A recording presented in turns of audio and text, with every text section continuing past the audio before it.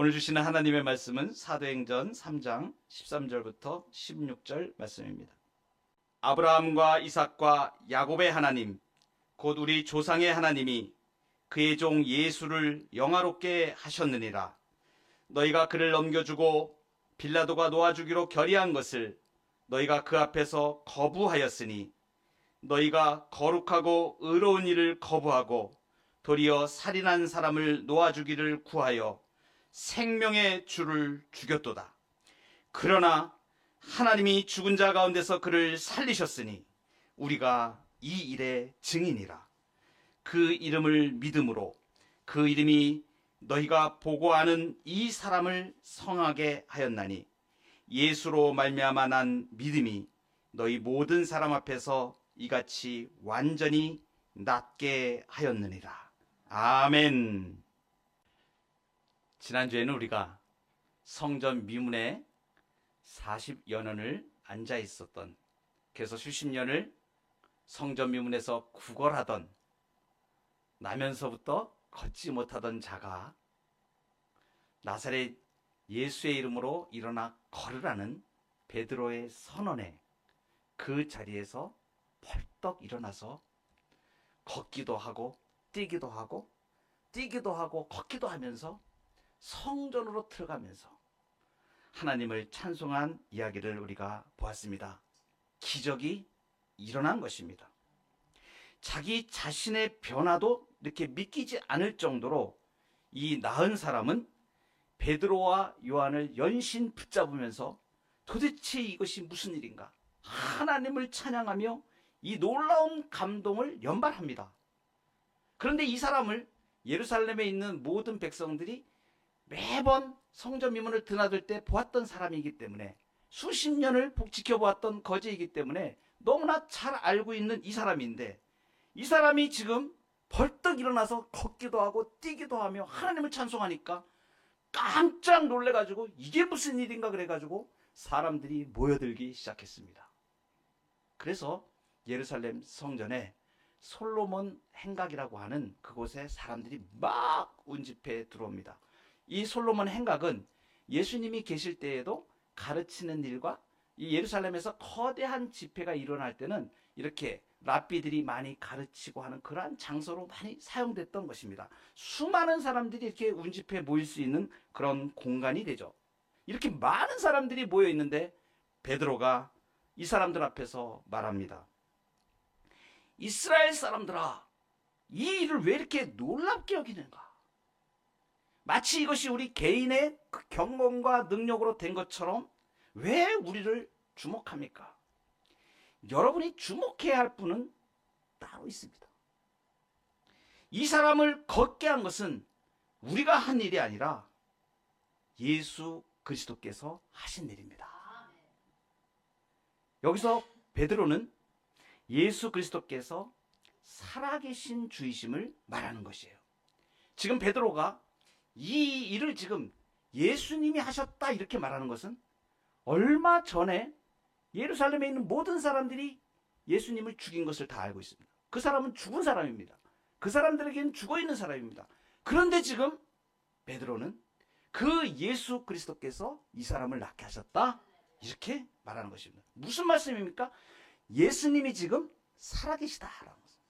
살아계신 주님이신 것을 말하는 것입니다. 오늘 이 베드로의 설교 말씀을 통해서 이 살아계신 주님이 어떤 주님이신지를 우리가 알고 그 예수님을 잘 믿는 믿음 가운데 거여가기를 소망합니다. 첫 번째로 예수님은 죽음에서 부활하신 생명의 주이십니다. 생명의 주님이십니다. 죽음에서 부활하셨습니다. 부활 생명이 되신 예수님이에요. 오늘 13절에 보면 아브라함과 이삭과 야곱의 하나님, 곧 우리 조상의 하나님이 그의 종 예수를 영화롭게 하셨느니라. 영화롭게 하셨다 이렇게 표현합니다. 이 영화롭게 하셨다는 건 하나님께서 예수님을 이 땅에 보내셨습니다. 근데 예수님이 이 땅에 오셨을 때는 낮고 천한 모습으로 오셨어요.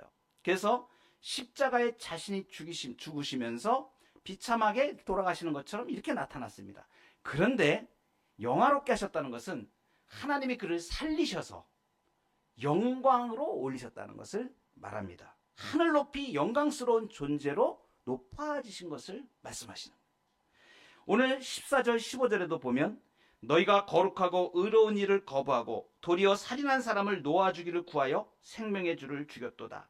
이것은 빌라도가 재판을 할 때 로마 공식적인 그 당시 팔레스타인을 다스렸던 로마 제국의 집정관 빌라도라는 사람이 직접 이 사람은 무죄하다 놓아주기로 결의까지 하였습니다. 그런데 이 사람을 지금 너희들이 유대인들 너희들이 지금 이 예수를 죽였다 이렇게 지금 얘기하는 겁니다. 바라바 살인자입니다. 강도입니다. 그 바라바와 예수 중에 누구를 놓아줄까? 이때 이 사람들이 예루살렘 사람들이 바라바를 놓아주죠. 예수를 십자가에 못 박으라고 고함쳤던 사람들입니다. 그렇게 한 사실을 예수님은 무죄한 분이셨는데 당신들이 이 예수를 죽였습니다라는 것을 지금 강조해서 베드로가 이야기하는 것입니다. 그런데 생명의 주를 당신들이 죽였는데 그러나 하나님이 죽은 자 가운데서 그를 살리셨습니다. 우리가 이 일의 증인입니다. 예수님이 부활하시고 40일 동안 이 땅에 계시면서 제자들에게 직접 나타나셔서 여러 번 그리고 500여 성도들이 있는 가운데 일시에 나타나시기까지 하시면서 그리고 얼마 전에 감람산에서 승천하시면서 제자들이 다 지켜보는 가운데 예루살렘을 떠나지 말고 내가 너에게 분부한 모든 것을 기다리라. 아버지의 약속하신 것을 기다리라. 성령을 기다리라고 약속하시면서 승천하실 때 그것을 다 보았습니다. 증인입니다. 예수님이 부활하신 것을 다 목격한 증인입니다. 그래서 지금 베드로가 예수님은 죽음에서 부활하신 생명의 주라고 선언하고 있는 것입니다. 예수님을 생명의 주님이다. 이렇게 생명의 주라고 표현한 것은 죄로 영원히 죽을 수밖에 없는 우리에게 영원한 생명을 주시기 때문에 생명의 주라고 표현하는 것입니다. 어떻게 우리에게 생명을 주셨습니까?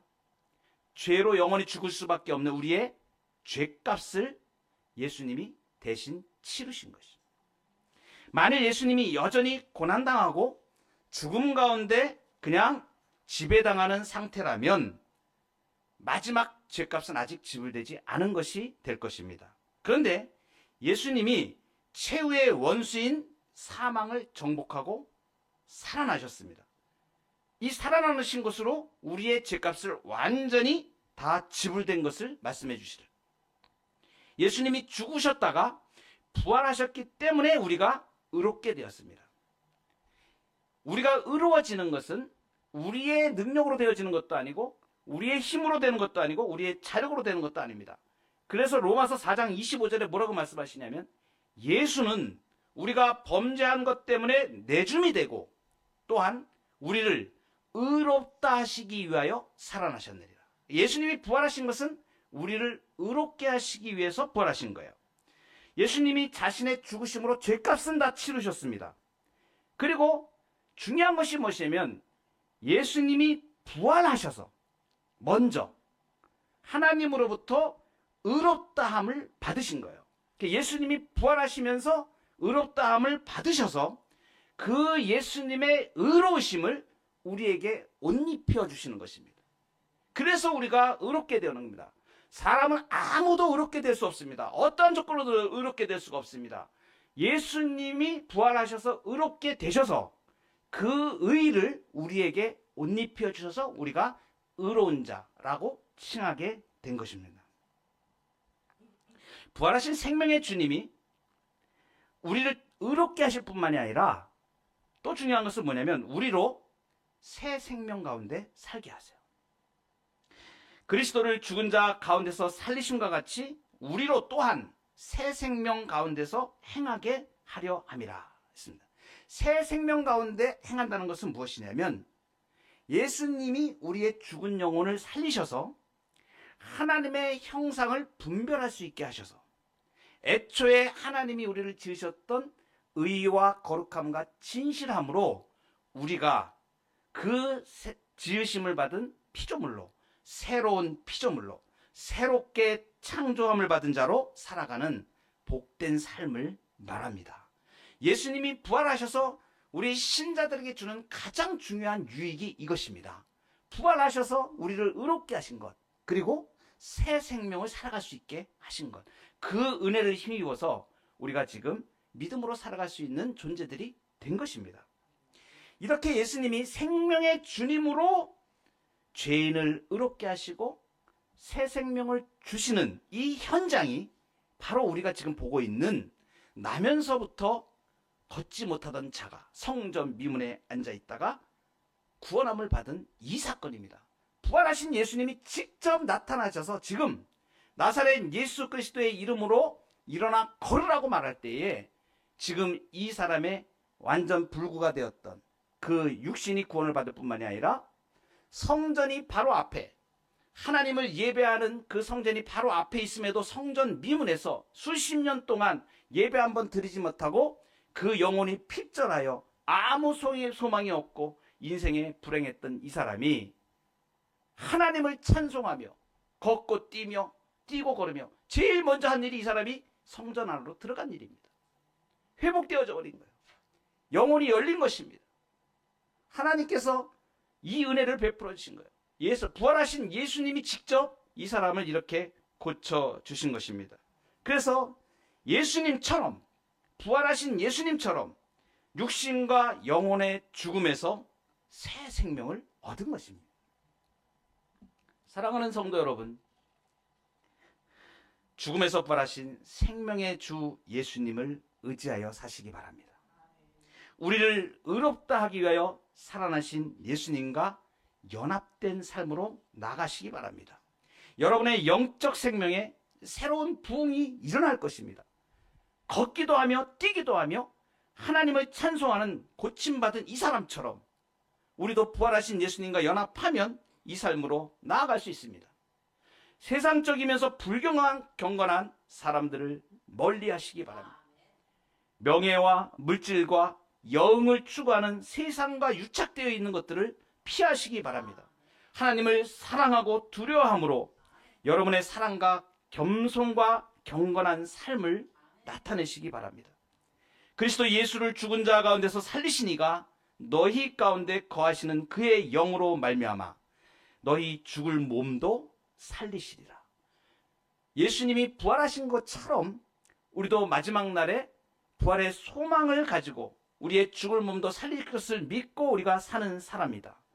마지막 날에 예수님처럼 우리는 부활할 것을 바라보며 거룩한 삶으로 나아가시기 바랍니다. 이것이 부활의 새 생명으로 사는 것입니다. 두 번째로, 예수님은 믿음을 주시는 구원의 주이십니다. 성전 미문에 앉아 구걸하던 이 나면서부터 걷지 못하던 자를 고친 것이 누구인가? 등장인물들은 베드로와 요한이 나왔고, 여기 미문에 앉아있는 나면서부터 걷지 못한 이 사람이 있고, 주변의 일들도 있습니다. 많은 몰려든 사람들이 베드로를 주목하였습니다. 분명히 베드로가 고친 것으로 이 사람들은 보고 있는 것이죠. 그리고 얼떨결에 이 고침을 받은 자도 도무지 이게 믿기지가 않아서 그 선언을 한 베드로를 붙잡고 같이 성전 안으로 이렇게 들어갔던 것입니다. 그런데 베드로가 펄쩍 뛰면서 말합니다. 왜 우리를 주목하느냐? 이 사람을 고친 건 우리가 아니다. 그러면서 예수님의 부활을 증거하더니 어떻게 이 사람이 고침을 받았는지를 명확하게 얘기해 줍니다. 그 말씀이 오늘 우리가 읽은 3장 16절입니다. 우리 같이 한번 큰 목소리로 같이 한번 읽어보도록 하겠습니다. 시작.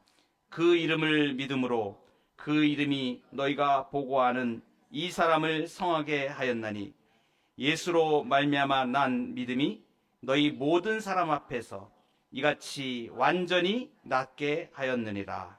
아멘. 그 이름을 지금 두 번이나 반복하고 있습니다.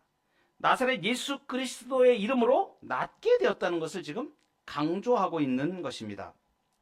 고대 세계에서 이름은 단순히 명칭만 의미하는 것이 아닙니다. 이 이름은 그 이름을 지닌 사람의 인격과 존재 자체를 의미하는 것입니다. 그래서 베드로가 이 사람을 일으킬 때 선언한 말, 나사렛 예수 그리스도의 이름으로 일어나 걸으라. 이것은 예수님이 고치신다는 것을 말하는 거예요. 예수님이신 것을 말하는 거예요. 예수님. 나사렛 예수 그리스도의 이름, 이것은 예수님의 존재 자체를 말하는 것입니다. 그 이름의 주인이신 예수님이 지금 살아계셔서 병조차 복종시키고 능력과 권세로 일으키는 분이심을 나타내는 것입니다. 한마디로 예수님이 고치신 것입니다. 나사렛 예수 그리스도의 이름으로 일어나 걸으라 할 때 예수님이 역사하신 거예요. 예수님이 고치신 거예요. 그런데 예수님이 고치셨는데 무엇을 통해서 고치셨는가? 16절에 우리 보면, 다시 보면 예수로 말미암아난 믿음이라고 이렇게 말씀하십니다. 이 믿음은 무슨 믿음이고 누구의 믿음인 것일까요? 16절을 다시 보면 처음에 시작할 때는 그 이름을 믿음으로 이렇게 얘기합니다. 이렇게 해서 이 사람이 믿는 행위를 한 것처럼 오해하기 쉽게 이렇게 번역이 좀 되어 있습니다. 그런데 원문에 보면 분명하게 동사가 아니고 명사로 되어 있습니다. 믿음이라는 명사로 표현되어 있습니다. 그러니까 보다 정확하게 해석을 하면 그 믿음에 근거하여 이렇게 해석하는 것이 맞습니다. 그러니까 이 사람이 행위의 주체로 믿은 것이 아니고 믿음이라는 그것을 통해서 이 사람이 고침을 받은 건데, 이 믿음은 그럼 어디서 온 것인가? 이 믿음이 지금 어디서 온 것인가? 예수로 말미암아 난 믿음이라고 이렇게 말씀하죠. 그러니까 이 믿음은 어떤 믿음이냐면 믿음의 출처가 예수 그리스도인 것을 말하는, 이 사람이 자력으로 예수님을 믿고 이렇게 할 수 있는 여건도 되지 않았을 뿐더러 이 사람이 예수에 대하여 그 시간에 많은 것을 듣고 믿음의 결단을 하고 내가 믿겠습니다 이렇게 해서 지금 믿은 게 아니라는 사실을 지금 말해준 거예요. 그냥 일방적으로 예수님이 믿음을 안 해주신 거예요. 순간적으로 나사렛 예수의 이름으로 일어나 걸으라 할 때 이 사람이 마음속에 예수님이 주신 믿음이 들어간 것입니다. 그러니까 이 사람이 믿는 행위를 한 것이 아니고 예수님이 믿음을 주신 거예요. 여기서 우리가 아주 중요한 구원의 진리를 알게 됩니다. 믿음은 사람의 자력으로 주어지는 것이 아닌 것입니다. 믿음은 전적으로 하나님으로부터 오는 것입니다. 그래서 에베소서 2장 8절 9절에 보면 너희는 그 은혜에 의하여 믿음으로 말미암아 구원을 받았나니 이것은 너희에게서 난 것이 아니요 하나님의 선물이라. 행위에서 난 것이 아니니 이는 누구든지 자랑하지 못하게 합니다. 그러니까 우리가 이제 이렇게 말을 바꿔야 됩니다. 우리가 구원을 받는 것은 은혜로 구원받는 것입니다. 우리가 구원받는 것은 은혜로 구원받는 것입니다. 그러니까 믿음은 수단이고 방편인 것이에요. 믿음으로써 구원을 받는다는 것은 우리가 믿기 때문에 구원을 받는다 이렇게 오해하면 안 됩니다. 믿음으로써 구원을 받는다는 것은 믿음이 원인이나 조건이 돼서 구원을 받는다는 뜻이 아니에요. 그냥 믿음은 하나님께서 주셔서 은혜로 주시는 수단이고 도구가 되는 것입니다. 그래서 믿기 때문에 이루어지는 것이 아니고 믿음을 통하여 이루어지는 것입니다. 이 구원의 진리를 분명하게 하셔야 돼요. 많은 신자들이 이것을 오해합니다. 그래서 자기가 믿는 것을 착각을 해요. 그게 아닙니다. 믿음은 전적으로 하나님으로부터 우리 가운데 주어지는 거예요. 여러분 이 놀라운 이 사실을 아셔야 됩니다. 내가 믿는 게 아니고 하나님이 믿음 주셔서 믿게 되신 거예요. 그러면 어떤 사람들에게 이 믿음을 주십니까? 전적으로 부패하여 아무 조건도 구원받을 아무 조건도 없는 사람을 창세 전에 택하셨어요. 창세 전에 택하셔서 그 택한 자들을 예수 그리스도로 구원하기로 은혜 언약 가운데 언약을 맺으시고 예수 그리스도를 믿는 믿음을 주시는 거예요. 그러니 이 믿음은 우리가 평생을 가는 동안에 취소되지 않습니다. 사람 편에서 시작된 믿음이라면 내가 믿으면 믿을 수 있고 내가 안 믿으면 안 믿을 수 있는 그 조건이 사람에게 되어버립니다. 그런데 우리의 믿음은 그런 믿음이 아닙니다. 하나님이 창세전에 선택하셔서 구원받기로 작정된 자에게 믿음을 주셔서 예수 그리스도를 알게 하시고 은혜 가운데 구원받게 하시는 것.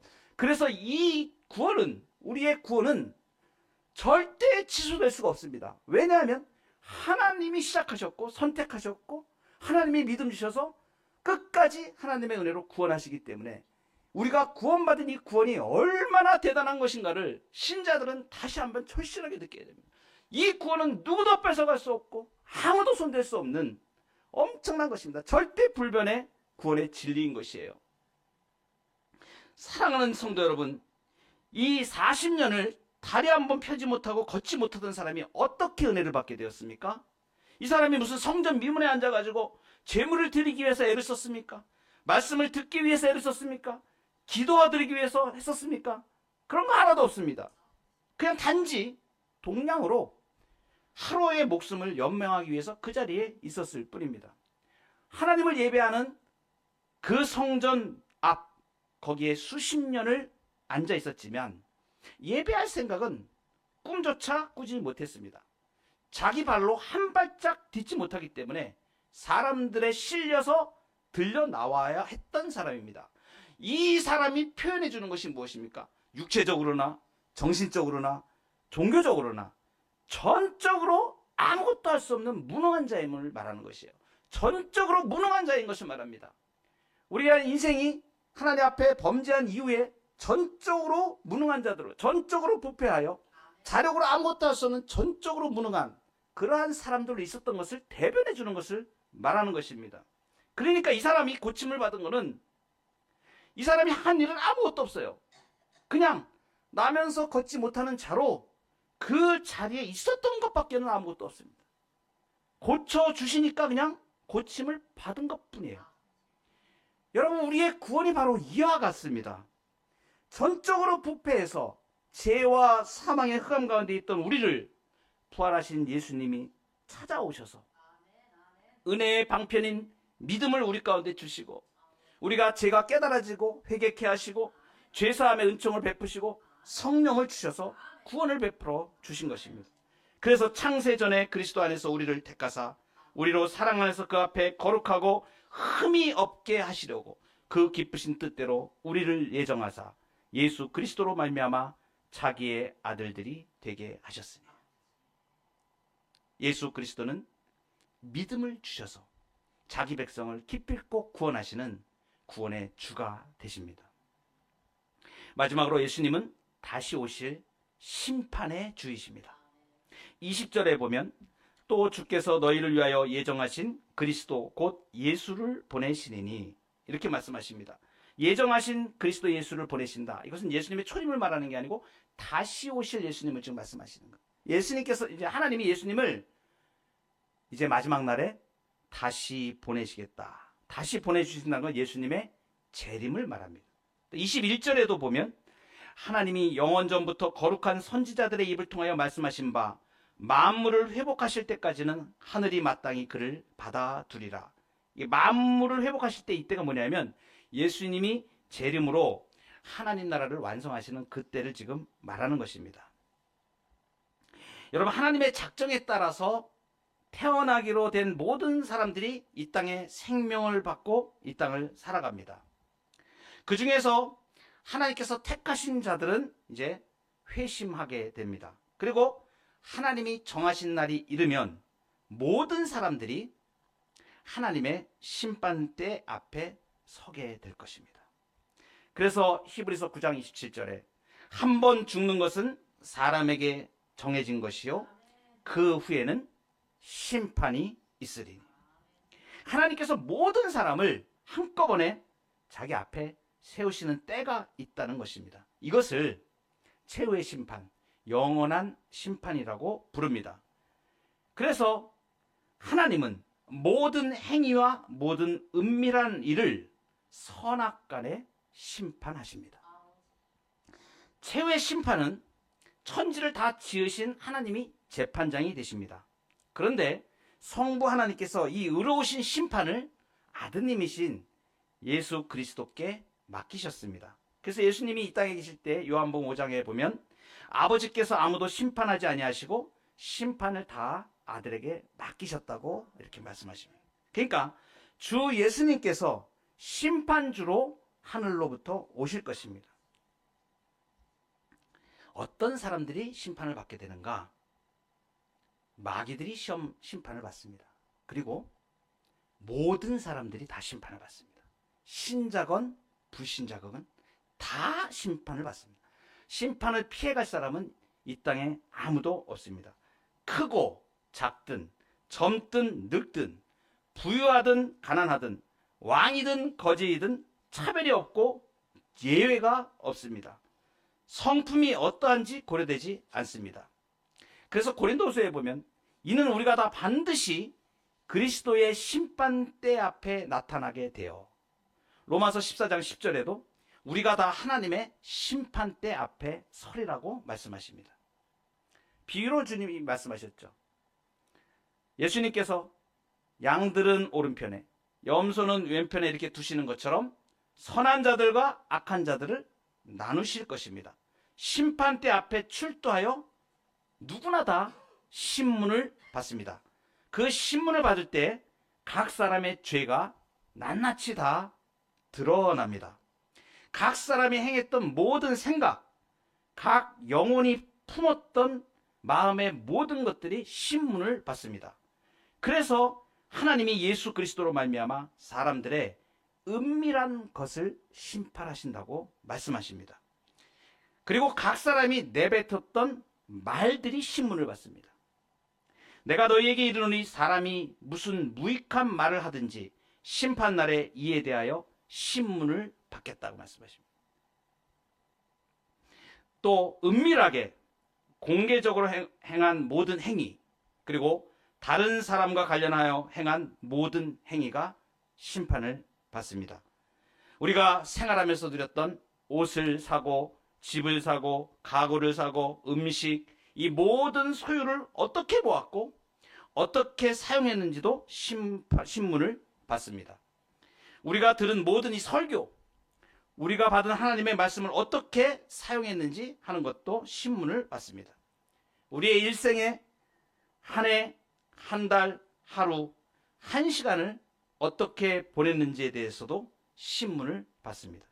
크고 작든 잘하였든 못하였든 이 모든 것들이 신문을 받을 것입니다.